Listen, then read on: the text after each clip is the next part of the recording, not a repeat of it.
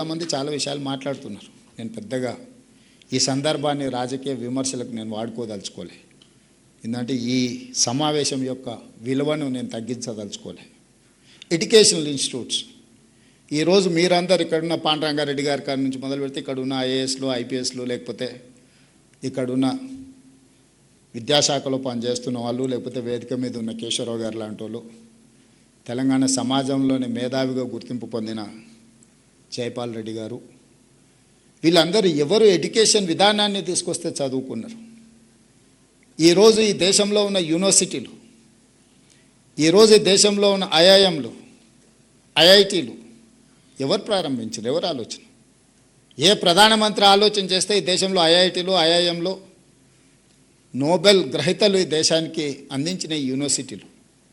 నిజంగానే ఆ రోజు పండిత్ జవహర్లాల్ నెహ్రూ గారు ఎడ్యుకేషన్ తన మొదటి ప్రాధాన్యత, ఇరిగేషన్ దాంతో సరి సమానంగా ప్రాధాన్యత అనుకోకపోయిన ఉంటే ఈ దేశం ఈరోజు ఇంత అభివృద్ధి సాధించి ఉండేదా?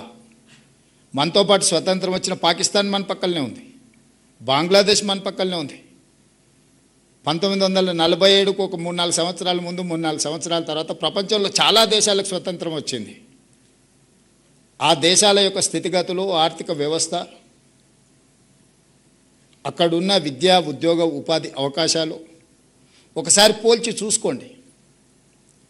ఈనాడు 140 కోట్ల జనాభా, 35 కోట్ల జనాభా నుంచి 140 కోట్ల జనాభా పెరిగినా ఈ జనాభాకు విద్యను, ఈ జనాభాకు భోజనాన్ని అందించగలుగుతుంది దేశము అని అంటే ఎవరి ప్రణాళికల వల్ల ఈ దేశం?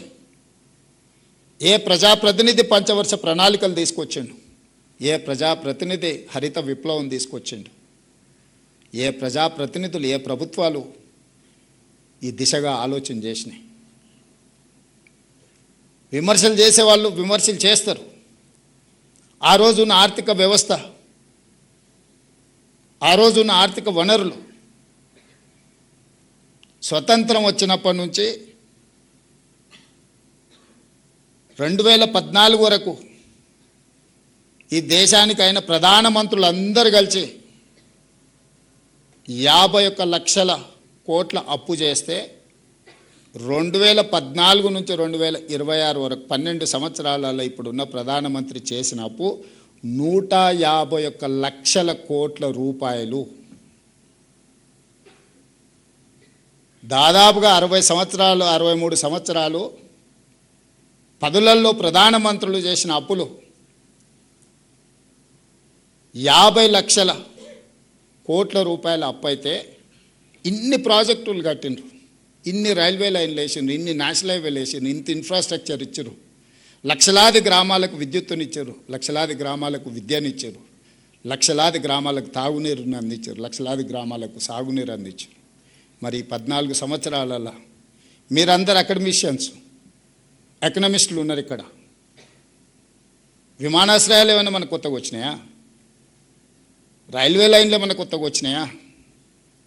విపరీతంగా ఏమైనా పోర్టులు వచ్చినాయా? ఎయిర్పోర్ట్లు ఏమొచ్చినాయి?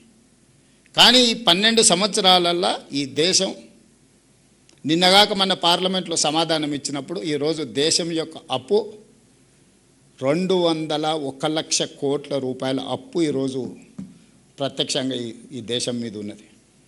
ఎట్లయితే 8,11,000 కోట్ల రూపాయల అప్పు తెలంగాణ మీద ఉన్నదో భారతదేశం మీద 201 లక్ష కోట్ల రూపాయల అప్పు ఉన్నది. మరి అయినా ప్రధానమంత్రి ఆనాటి పండిత్ జవహర్లాల్ నెహ్రూ గారిని, రోటీ కపడా और మకాన్ అన్న ఇందిరాగాంధీ గారిని, పేదలకు కూడు గూడు నీడ అన్న గొప్ప వ్యక్తులను, దళితులు, గిరిజనులు, ఆదివాసీలు, మహిళలు గొప్పగా కొలుచుకునే నాయకులను కూడా విమర్శిస్తూనే ఉంటారు. ఆ విమర్శల్నే మనం దృష్టిలో పెట్టుకొని ఆ విమర్శలతో మనం బాధపడి పని చేయకుంటూ ఉంటే ఈ దేశం ముందుకు సాగదు.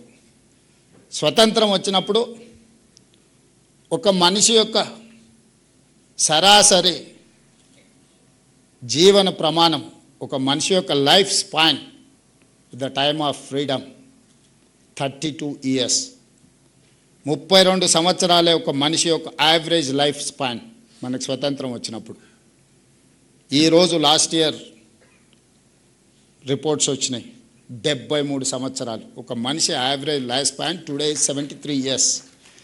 32 సంవత్సరాలు ఒక మనిషి యొక్క లైఫ్ స్పాన్ నుంచి 73 సంవత్సరాలకు మనం పెంచడం. గోయింగ్ ఫార్వర్డ్ అది 100 ఇయర్స్ కూడా కావచ్చు. ఈ ఫౌండేషన్ వేసింది ఎవరు? ఈ ఆలోచనలనే విధానాలుగా మార్చిన వాళ్ళు ఎవరు? ఆ విధానాలు ఈరోజు సత్ఫలితాలను ఇస్తున్నాయా లేవా? చిన్న చిన్న సంఘటనలను చూపించి గొప్ప గొప్ప విజయాలుగా మాట్లాడుకుంటే, ఆనాడు జరిగిన యుద్ధంలో చైనాను ఓడించి, ఆనాడు జరిగిన యుద్ధంలో పాకిస్తాన్ ఓడించి, పాకిస్తాను కలిసి ఉంటే ఈ దేశ మనుగడకు ప్రమాదంగా మారుతుందంటే పాకిస్తాన్ని చీల్చి 2 దేశాలుగా, బంగ్లాదేశ్గా పాకిస్తాన్గా చీల్చి ఆ దేశాన్ని అన్ని రకాలుగా బలహీనపరిచి భారతదేశ సార్వభౌమాధికారాన్ని నిలబెట్టిన ప్రధానమంత్రి ఎవరు మీకు తెలీదా? నేను చెప్పాలా? అలాంటి గొప్ప వ్యక్తులను కూడా ఈరోజు విమర్శిస్తారు. దాని గురించి మనమేం పెద్దగా ఆలోచన చేయాల్సిన పని లేదు. కాలక్రమేణా ఆహార సమస్య తీరింది, విద్యా సమస్య తీరింది. ఈరోజు మీరందరూ తండాలలో, గూడాలలో, మారుమూల పల్లెల్లో చాలామంది మీరు సింగిల్ టీచర్స్ ఉన్నారు. ప్రతి గూడెంలో సింగిల్ టీచర్, ప్రతి 2 కిలోమీటర్లకు ప్రాథమిక పాఠశాల, ప్రతి 5 కిలోమీటర్లకు ప్రాథమిక ఉన్నత పాఠశాల, ప్రతి 10 కిలోమీటర్ లోపల ఒక ఉన్నత పాఠశాల, ప్రతి మండలంలో జూనియర్ కాలేజ్, ప్రతి నియోజకవర్గంలో డిగ్రీ కాలేజ్, ప్రతి రెవెన్యూ డివిజన్లో ఇంజనీరింగ్ అండ్ మెడికల్ కాలేజ్, 10 ఆనాటి ఉమ్మడి జిల్లాలకు 10 యూనివర్సిటీలు. వీటన్నిటిని కూడా ఏ ప్రభుత్వంలో ప్రణాళికలు సిద్ధం చేసినరో, ఏ ప్రభుత్వంలో డిఎస్సి నోటిఫికేషన్లు ఇచ్చినరో, ఏ ప్రభుత్వంలో ఉపాధ్యాయుల నియామకాలు జరిగినాయో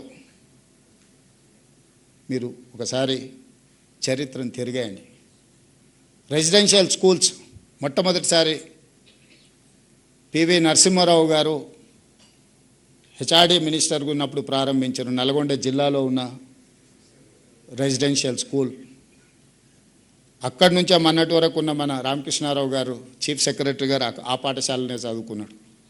ఇంతకంటే ముందు మనకు బుర్రా వెంకటేశం ఎడ్యుకేషన్ సెక్రటరీ ఉండే, అతను అక్కడే చదువుకున్నాడు. అదే ఈనాటి నవోదయ స్కూళ్ళకు స్ఫూర్తి. అవే ఈరోజు మనం కట్టుకుంటున్న రెసిడెన్షియల్ స్కూళ్ళకు స్ఫూర్తి. దేశానికే ఈరోజు ఐఏఎస్లను, ఐపీఎస్లను గొప్ప నాయకత్వాన్ని అందించిన ఆలోచన మాజీ ప్రధానమంత్రి పివి నరసింహారావు గారి యొక్క బ్రెయిన్ చైల్డ్. ఈరోజు మన ఎడ్యుకేషన్ సిస్టమ్నే సమూలంగా మార్చడం వల్లనే ఈరోజు మనందరం ఇక్కడ ఉన్నాం. కానీ విద్య అందింది, మన ఆకలి తీరింది. కానీ ప్రపంచంతో పోటీ పడాలంటే ఇది సరిపోదు. ఇది నా నిశ్చితమైన అభిప్రాయం. విద్యలో నాణ్యతను ప్రపంచం ఆశిస్తుంది పోటీ పడాలంటే. తినే తిండిలో పౌష్టికాహారాన్ని, న్యూట్రిషన్ ఫుడ్ని ఈరోజు డాక్టర్స్ రికమెండ్ చేస్తున్నారు. ప్రతి తండా, గూడెం, మారుమూల పల్లెకు ప్రతి పేదవాడికి విద్యను అందించడం సరిపోదు. ఆ పేదవాడిని ప్రపంచంతో పోటీ పడే విధంగా ప్రపంచంలో జరుగుతున్న పరిణామాలను అర్థం చేసుకొని, ఎవరినైతే మనం ఆదర్శంగా తీసుకున్నామో ఈరోజు German, Japan, South Korea, Finland or China, నేర్చుకోవడమే కాదు, నేర్చుకున్న వాళ్ళతో పోటీ పడే విధంగా తెలంగాణను తీర్చిదిద్దడమే ఈ ప్రభుత్వం యొక్క లక్ష్యము, ఆలోచన. దానికి ప్రతినిధులు మీరే. ఆనాడు పండిత్ జవహర్లాల్ నెహ్రూ గారు ఆలోచన చేసినా దాన్ని అమలు చేసింది మీలాంటి ఉపాధ్యాయులు, లేకపోతే మీలాంటి ఇంజనీర్లు.